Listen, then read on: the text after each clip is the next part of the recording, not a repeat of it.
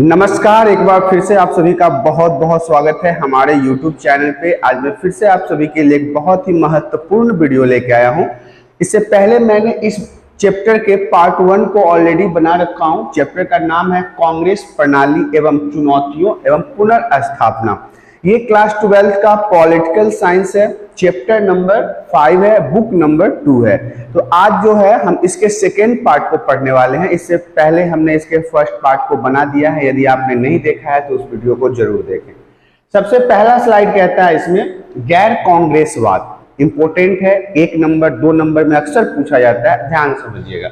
जो दल अपने कार्यक्रम व अपने विचारधाराओं के धरातल पर एक दूसरे से अलग थे।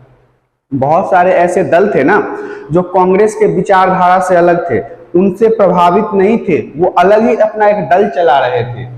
एकजुट हुए तथा उन्होंने सीटों के मामले में चुनावी तालमेल करते हुए एक कांग्रेस विरोधी मोर्चा बनाया। ये जितने भी लोग थे ये कांग्रेस से अलग होके अपने अपने दलों को जोड़ा और जोड़ने के बाद एक दल बनाया और कांग्रेस के विरोध में, कांग्रेस जो पार्टी थी उनके विरोध में अपने आप को खड़ा कर लिया। देखिए क्या हुआ कि जो नेता थे राम मनोहर लोहिया, नाम सुना होगा आपने राम मनोहर लोहिया का, वो इस रणनीति को गैर कांग्रेसवाद का नाम दिया था।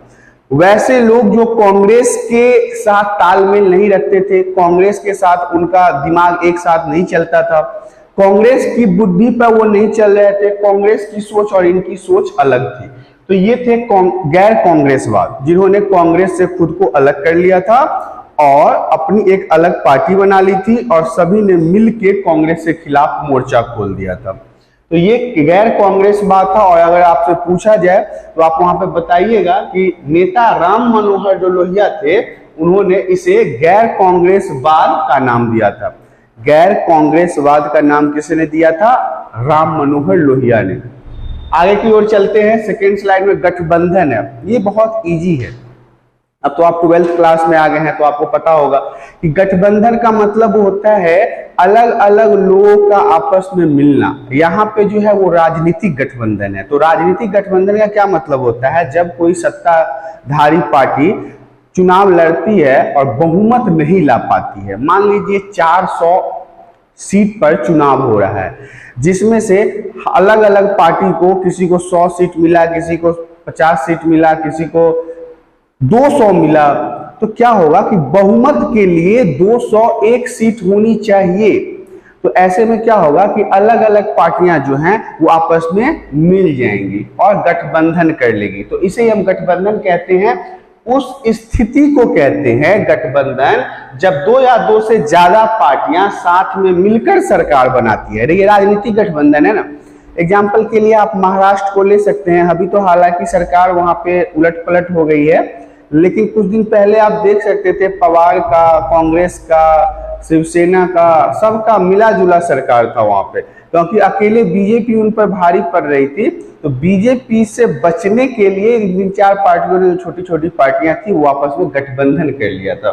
तो गठबंधन उस स्थिति को कहते हैं जब 2 या 2 से ज्यादा पार्टी साथ में मिलकर सरकार बनाती है। और ऐसा इसलिए किया जाता है क्योंकि किसी भी पार्टी को बहुमत हासिल नहीं होता है। बहुमत मतलब भरपूर सीट नहीं मिलता है, यानी कि किसी भी पार्टी को इतनी सीटें नहीं मिलती कि वो अकेले सरकार बना पाए। और अकेले सरकार नहीं बना पाने के कारण वो अलग अलग पार्टियों के साथ गठबंधन कर लेते हैं और गठबंधन करने के बाद वो वहां के सत्ता में अपना सरकार बना लेते हैं। आगे की स्लाइड में हम आपको लेके चलते हैं। देखिए, कई दलों का गठबंधन, जो पार्टियां होती है, जो छोटी छोटी पार्टी होती है या बड़ी पार्टी कर लो, वो गठबंधन करती है। कैसे? 1967 के चुनाव से गठबंधन की घटना सामने आई। 1967 से क्या हुआ? गठबंधन जैसी बात सामने आई। पहली बार 1967 में ही ये गठबंधन जैसे शब्द बाहर आए थे। इसमें क्या हुआ? पार्टियों को बहुमत तो नहीं मिली और गैर कांग्रेसी सरकारों ने मिलकर संयुक्त विधायक दल बनाया। जो बड़ी पार्टी थी कांग्रेस की या फिर और भी पार्टी थी, उन्हें बहुमत नहीं मिला, मतलब उन्हें सरकार बनाने के लिए भरपूर सीट नहीं मिला। तो उन्होंने क्या किया? छोटी छोटी जो पार्टियां थी ना, वो आपस में मिलके सरकार बना ली क्षेत्र में। तो उसके बाद क्या हुआ? गठबंधन से अलग अलग विचारधाराओं की पार्टी शामिल हुई। अब गठबंधन का तो मतलब ही होता है कि पार्टी जो पार्टी हैं सरकार राज्य में या देश में, वो अलग अलग दिमाग के होते हैं। अब कांग्रेस का विचारधारा अलग है, बीजेपी का विचारधारा अलग है, आम आदमी पार्टी का विचारधारा अलग है, समाजवादी पार्टी का विचारधारा अलग है, बहुजन समाज पार्टी का विचारधारा अलग है। तो ये तो सारी अलग अलग पार्टियां है ना। पार्टी जो है वो उन्होंने क्या किया, जैसे कि गठबंधन से अलग अलग विचारधाराओं की पार्टी शामिल हुई। एग्जाम्पल के लिए यहाँ पे बताया है बिहार समाजवादी पीसीपी पार्टी शामिल हुई।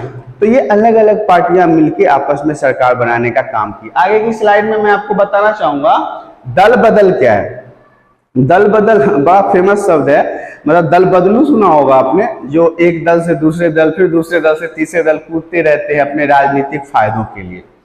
जब कोई जनप्रतिनिधि, जिसे जनता चुनती है, जनप्रतिनिधि विधायक या सांसद, जनप्रतिनिधि किसी खास दल के चुनाव चिन्ह पर चुनाव जीत जाए और चुनाव जीतने के बाद उस दल को छोड़कर दूसरे दल में शामिल हो जाए, तो इसे दल बदल कहते हैं। बहुत सारे एग्जाम्पल तो आप देखते ही रहते हैं।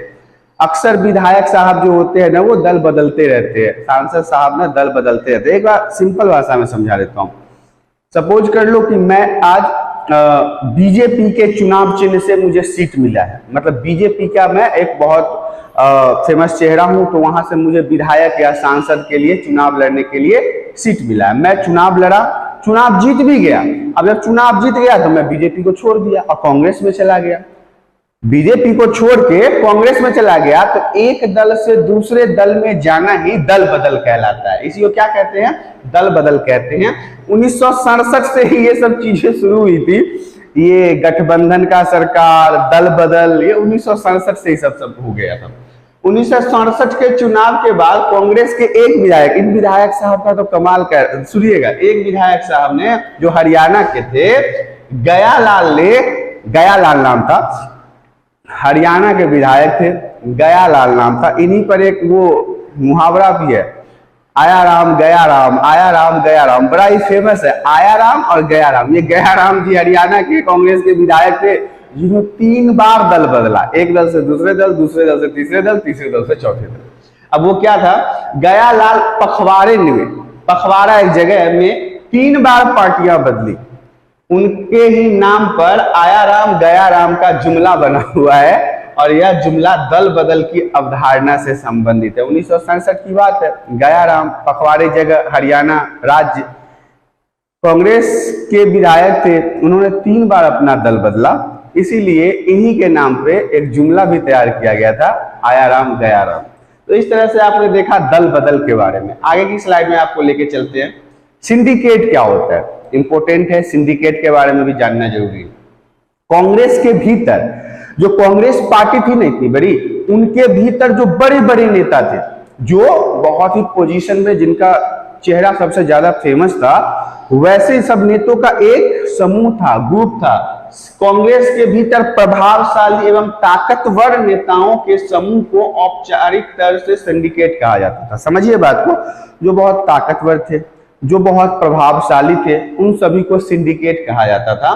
अब देखिए, इस समूह का मतलब सिंडिकेट का कांग्रेस पार्टी पर पूरा नियंत्रण हुआ करता था, वो जो कहते थे वही कांग्रेस करता था जी। तो आपको सिंडिकेट भी समझ में आ गया, सिंडिकेट किसे कहते हैं। आगे की स्लाइड में बढ़ते हैं। सिंडिकेट के नेता कौन थे, जो उस समय के बहुत प्रभावशाली थे, ताकतवर थे और किन राज्य से बिलोंग करते थे। देखिए, के कामराज मद्रास, ये चेयरमैन भी थे, जब पंडित जवाहरलाल नेहरू मर गए थे तो अध्यक्ष हुआ करते थे कांग्रेस के, ये भी याद रखिएगा।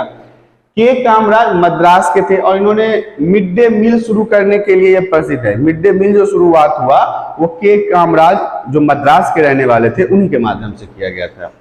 एस के पालियस जो मुंबई के रहने वाले थे, के एस निजलिंगप्पा मैसूर कर्नाटक के रहने वाले थे, एन संजीव रेड्डी आंध्र प्रदेश के रहने वाले थे, अतुल्य घोष पश्चिम बंगाल के रहने वाले थे। ये वो नेता हैं जिनके ग्रुप को सिंडिकेट कहा जाता था और ये सिंडिकेट वो ग्रुप था जिनका पूरे कांग्रेस पार्टी पे दबदबा था, जो कहते थे वही होता था जी। सिंडिकेट जो कहता था वही होता था। ये था सिंडिकेट के नेता और उनके कौन कौन से राज्य से थे। आगे की स्लाइड में बढ़ते हैं।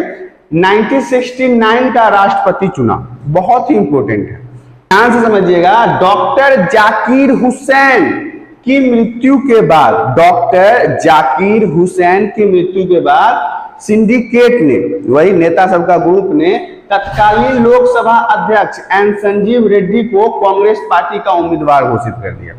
आपको तो पता है कि जो ये सिंडिकेट था, इसका पार्टी के ऊपर बहुत दबदबा था और ये जो कहते थे वही होता था पार्टी में। तो ऐसे में क्या हुआ, डॉक्टर जाकिर हुसैन की जब मृत्यु हो गई तो इस सिंडिकेट पार्टी ने, वो 5-6 बहुत ही ताकतवर और प्रभावशाली नेता ने क्या किया, लोकसभा अध्यक्ष एन संजीव रेड्डी जो आंध्र प्रदेश के रहने वाले थे, उन्हें कांग्रेस पार्टी का उम्मीदवार घोषित कर दिया। सिंडिकेट ने कर दिया अपना काम। इंदिरा गांधी ने तत्कालीन उपराष्ट्रपति बीवी गिरी को स्वतंत्र उम्मीदवार के रूप में राष्ट्रपति के लिए नामांकन भरवा दिया। देखिए अब एक ही पार्टी में फूट आ रहा है। सिंडिकेट किसके अंदर था, कांग्रेस के लिए काम करता था और इंदिरा गांधी भी कांग्रेस के अंदर ही थी। लेकिन जब सिंडिकेट ने संजीव रेड्डी को कांग्रेस पार्टी का उम्मीदवार बनाया तो दूसरी तरफ इंदिरा गांधी उछलती हुई गई और राष्ट्रपति पद के लिए उस समय के तत्कालीन उपराष्ट्रपति बीवी गिरी को स्वतंत्र रूप से नामांकन भरवा दिया। इंदिरा गांधी ने अंतरात्मा की आवाज पर वोट देने के लिए कहा।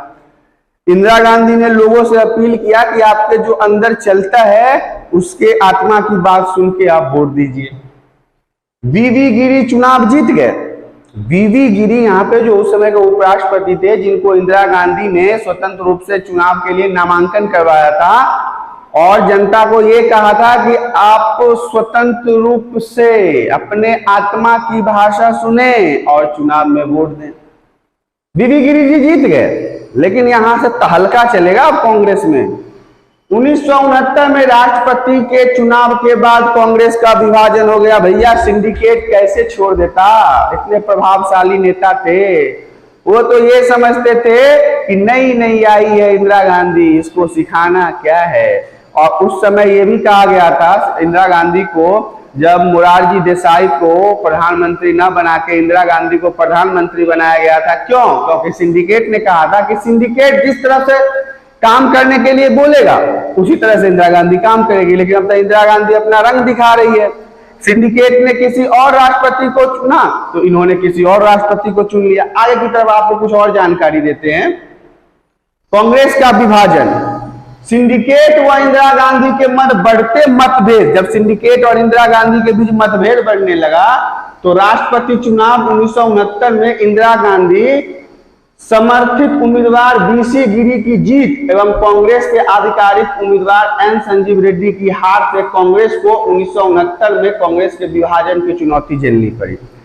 जो सिंडिकेट ने उम्मीदवार को उतारा था संजीव रेड्डी और जो इंदिरा गांधी ने उतारा था बीवी गिरी को, तो बीवी गिरी की जीत हो गई, संजीव रेड्डी हार गए। हालांकि कांग्रेस ने आधिकारिक रूप से संजीव रेड्डी को उतारा था राष्ट्रपति के लिए।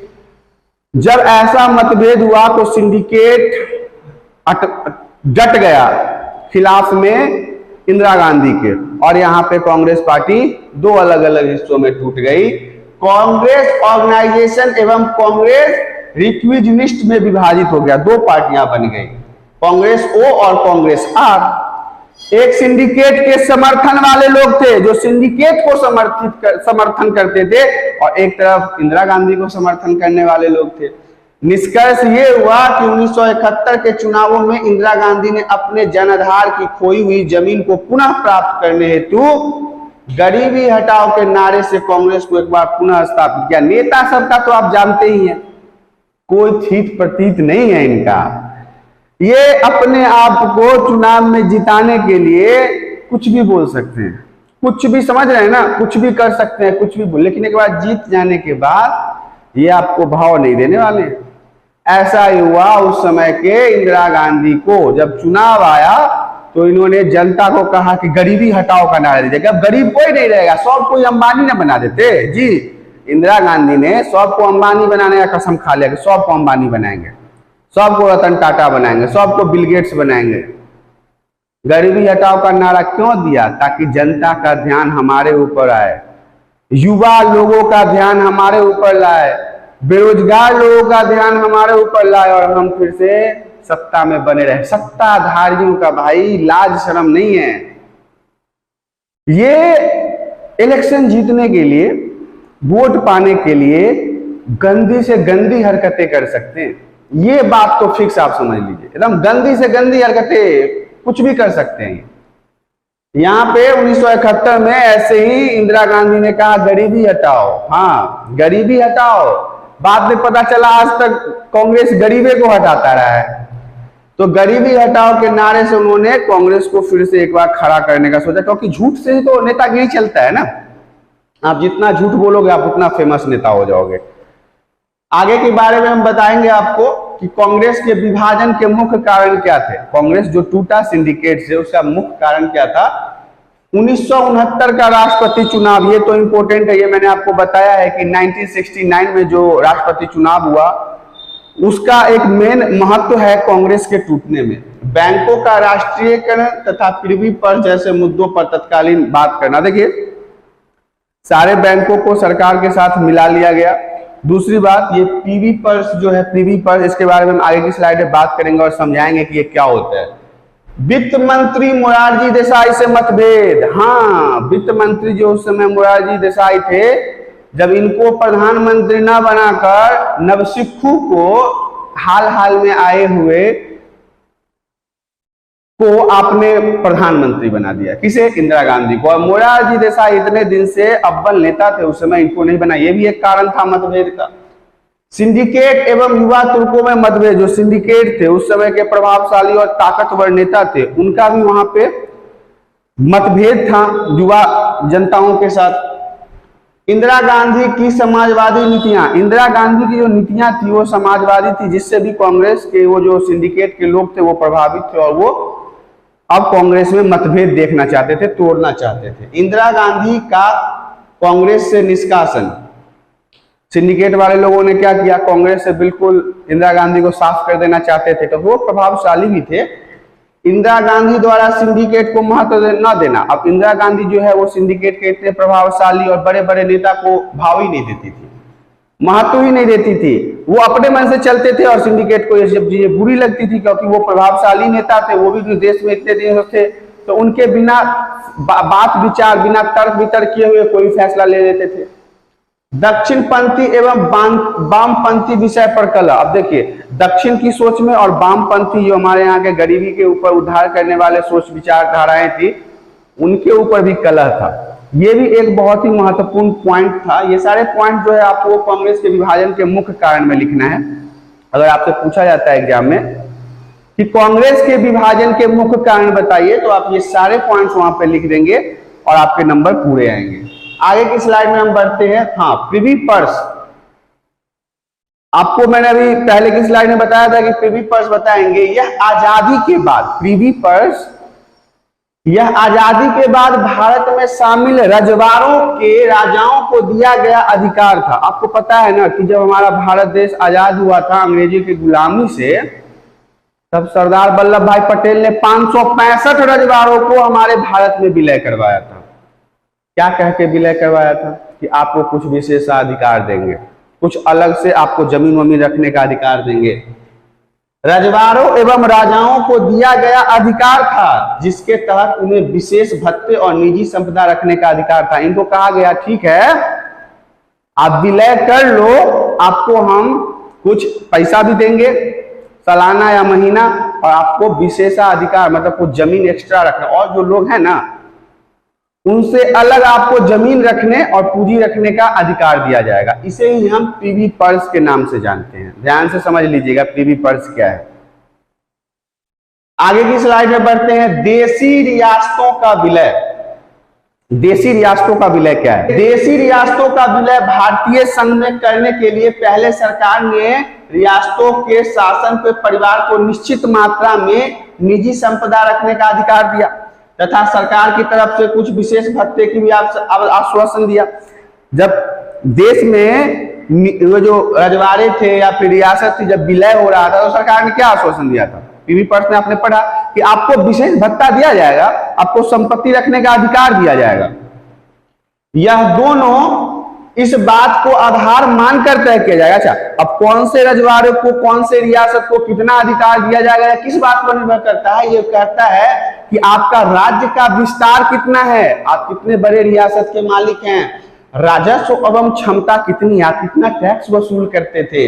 इस व्यवस्था को पीवी पर्स भी कहा गया।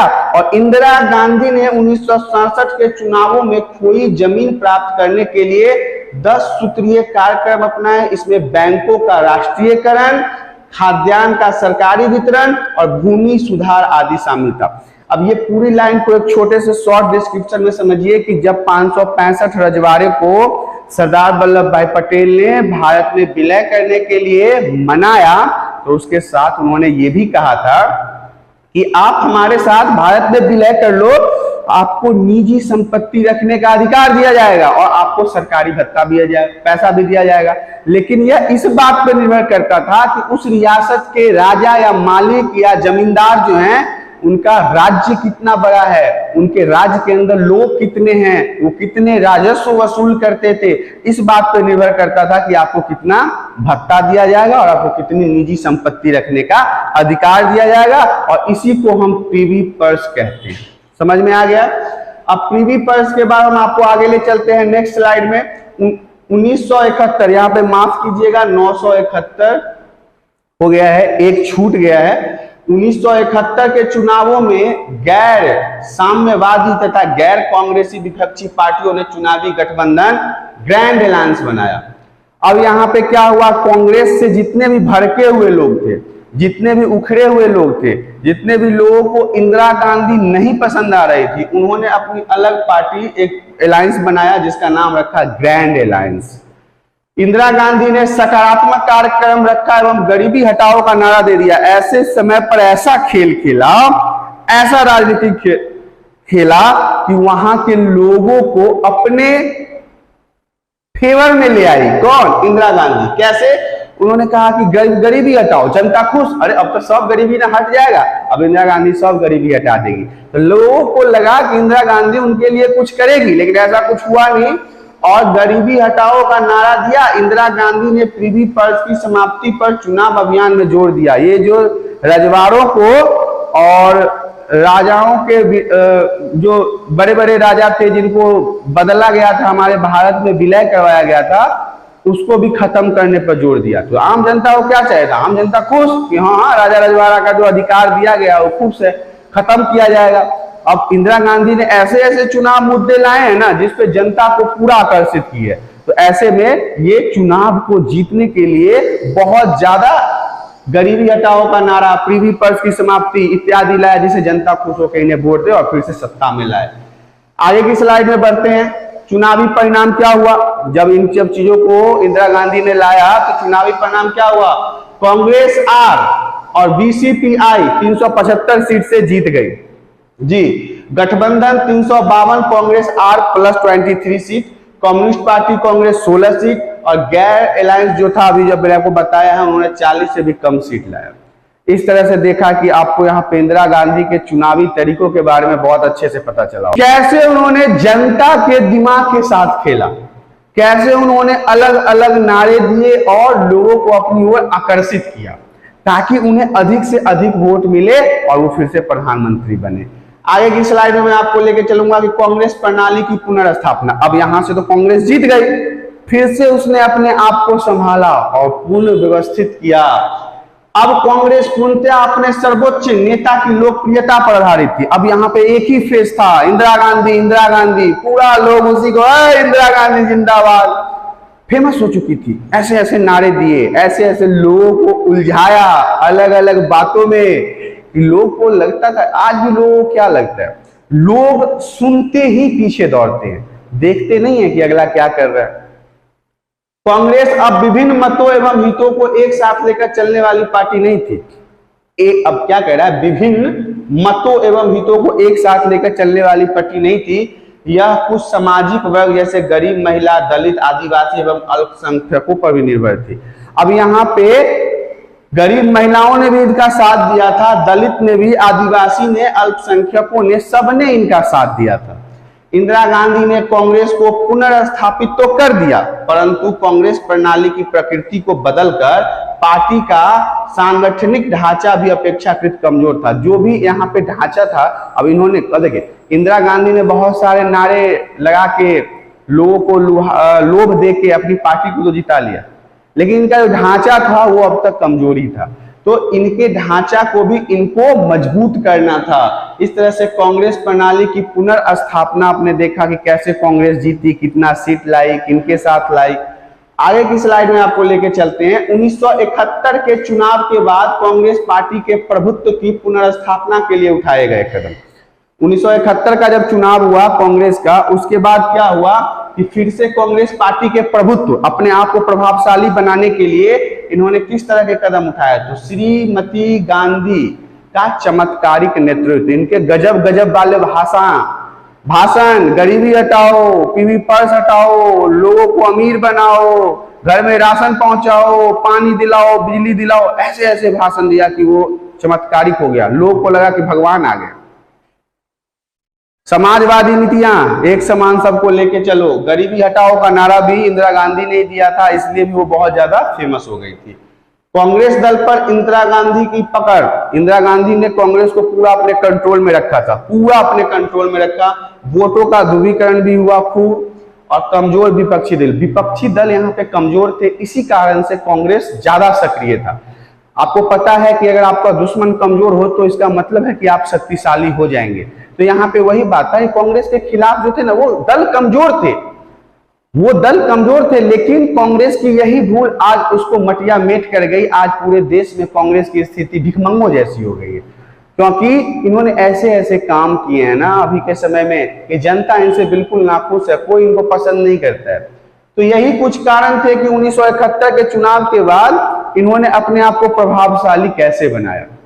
आगे की स्लाइड में चलते हैं। गरीबी हटाओ, अभी मैंने आपको बताया कि गरीबी हटाओ का नारा किसने दिया था, श्रीमती इंदिरा गांधी ने दिया था।